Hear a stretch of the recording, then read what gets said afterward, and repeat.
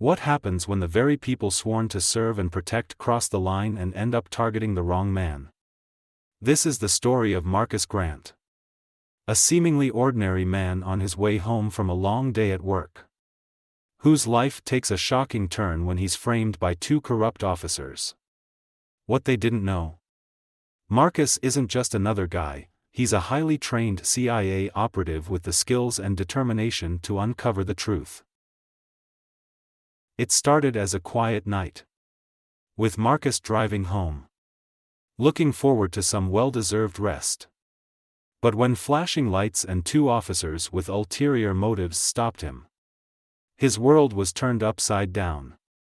Accused of crimes he didn't commit, planted evidence, and a system stacked against him, it seemed like Marcus had no way out.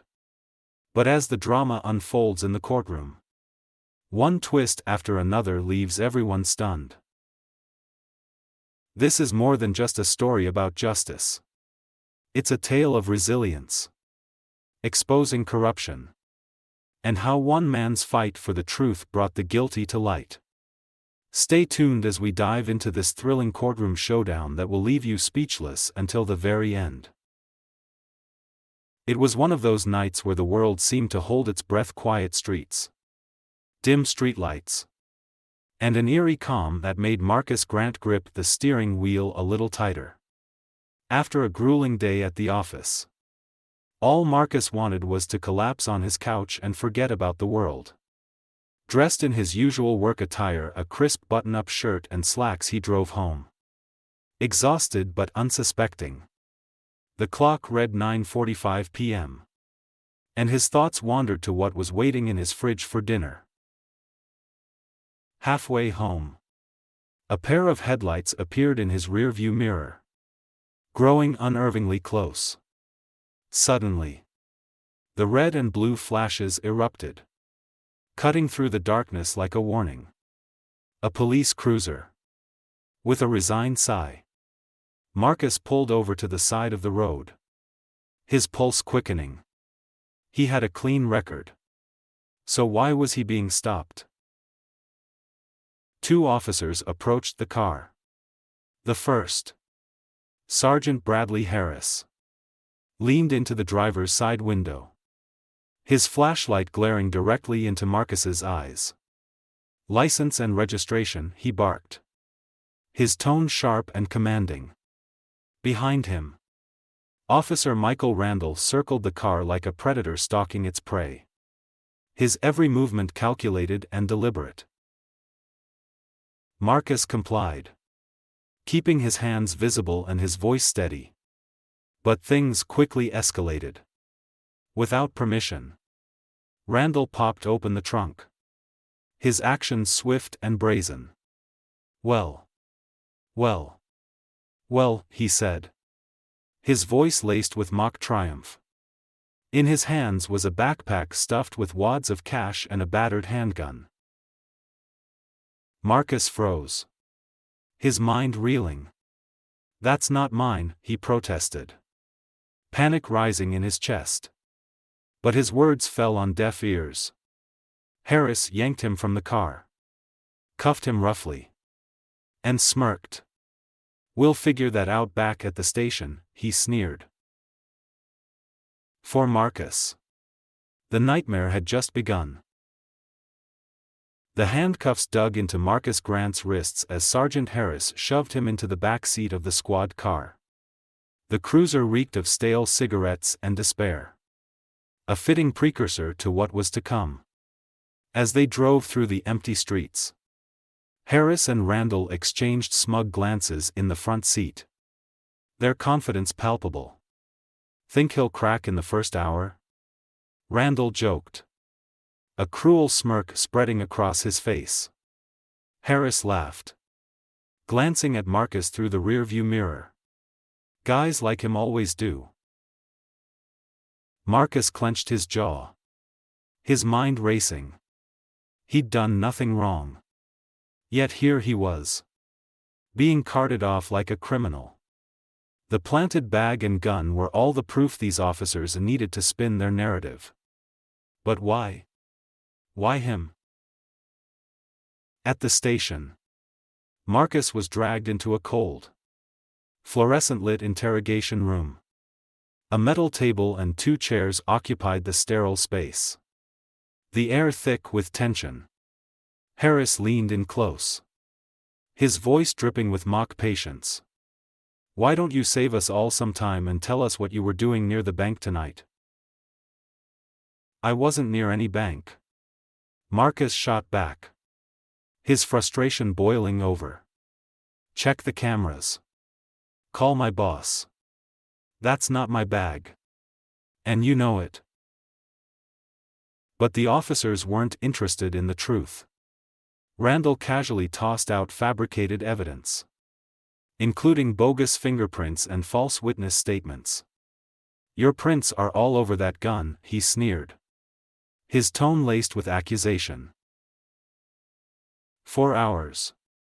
They grilled Marcus, twisting his words and throwing accusations like punches. Their goal was clear: break him down, force a confession, and tie up their fabricated case with a neat little bow. By the end of it, Marcus was thrown into a holding cell, his mind spinning and his faith in the system shattered. The courtroom was packed, the air thick with anticipation. Marcus Grant sat at the defendant's table, his face a mask of calm despite the storm swirling around him. Across the room, the prosecution team looked smug, as if they were already celebrating their victory. Beside Marcus sat his court-appointed lawyer, a man who seemed more preoccupied with his coffee cup than the case file in front of him.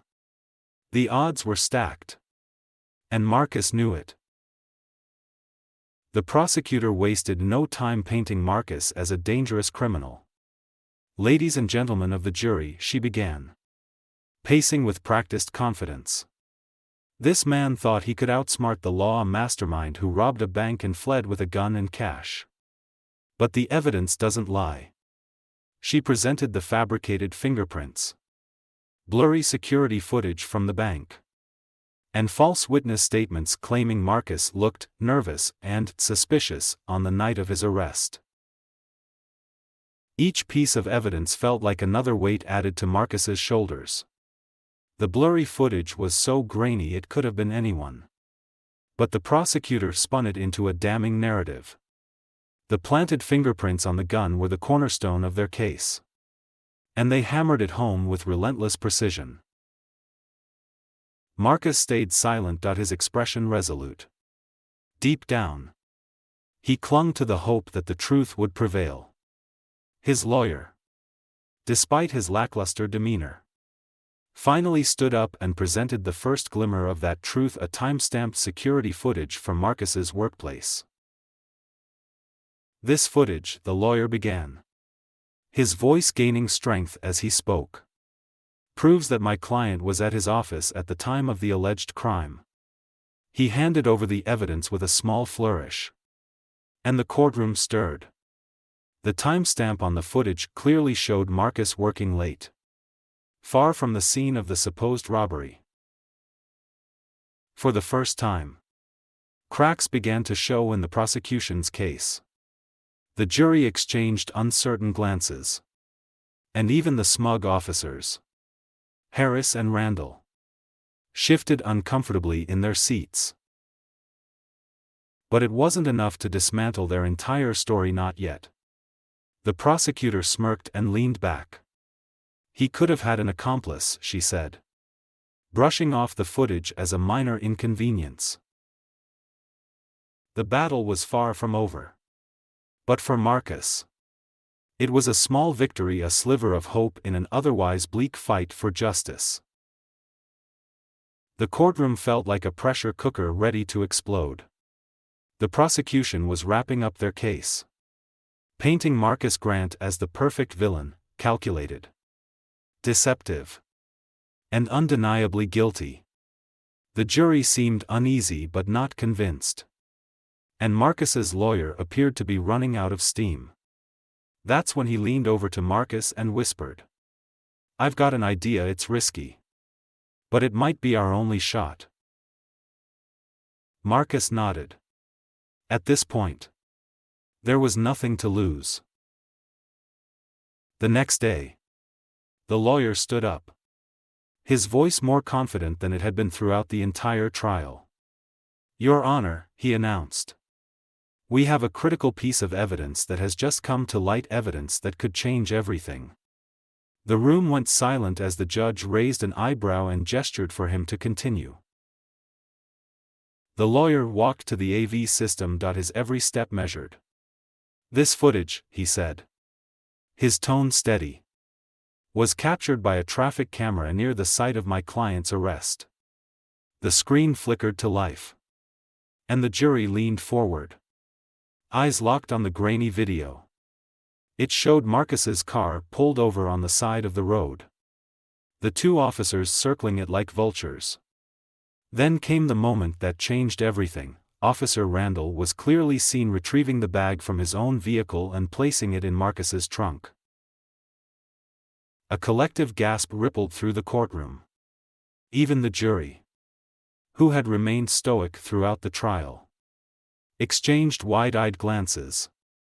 The once confident prosecutor scrambled to her feet, sputtering objections. "This footage is doctored. There's no way we can verify its authenticity," she exclaimed, her voice rising with panic. Harris, sitting stiffly at the prosecution's table, stood up and pointed a finger at the screen. "This is fake. It's edited. You can't trust this." His face was red with fury, and his voice cracked under the weight of his desperation. The judge, visibly annoyed, slammed his gavel down. "Sit down, Sergeant Harris," he ordered, his tone ice-cold. "This evidence is admissible, and we will not tolerate baseless accusations against the court." The tension in the room was palpable. Marcus remained calm, watching as the lies unraveled before him. The jury's skeptical gazes shifted from Marcus to the officers, their trust in the prosecution's story crumbling. For the first time, Harris and Randall looked visibly shaken, their smug facade replaced with raw fear. The tide had turned, and everyone in the room knew it. What had seemed like a slam-dunk case for the prosecution was now spiraling out of control. Marcus's lawyer looked at him, a faint smile tugging at the corners of his mouth. The truth was finally surfacing, and justice was within reach. The courtroom buzzed with nervous energy after the traffic cam footage had been revealed.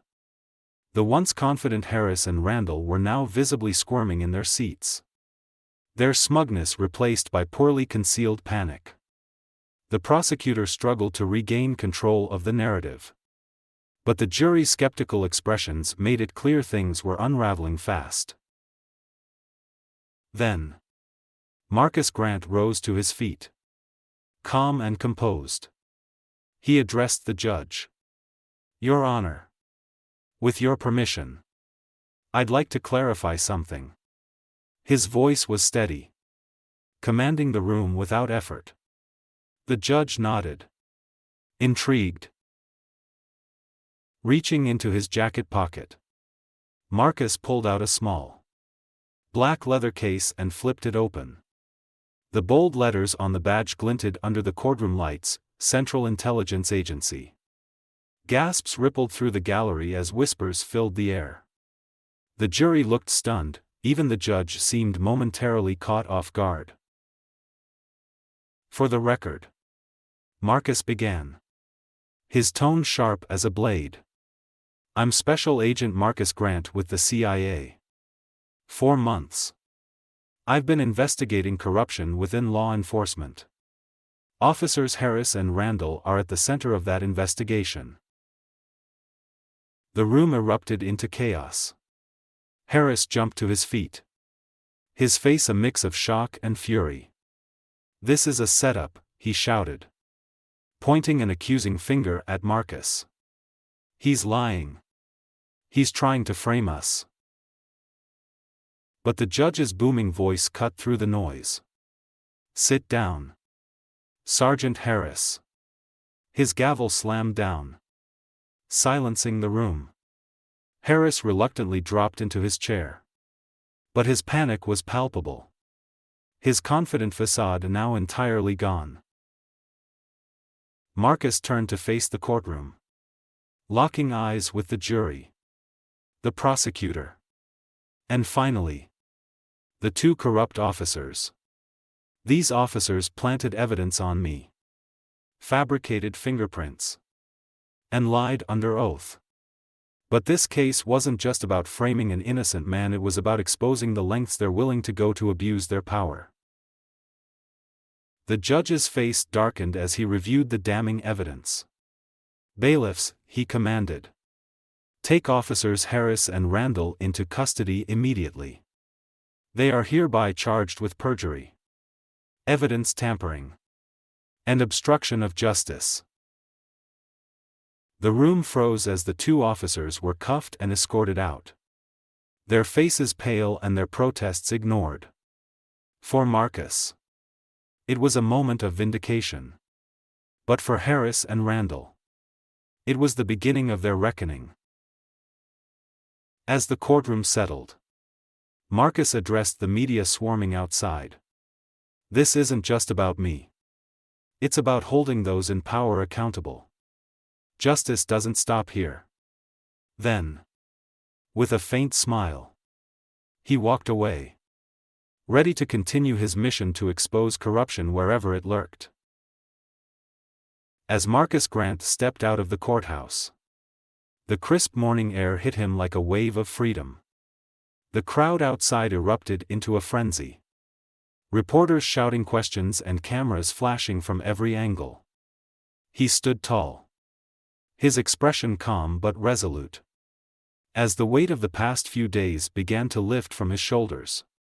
For the first time in weeks, he could finally breathe.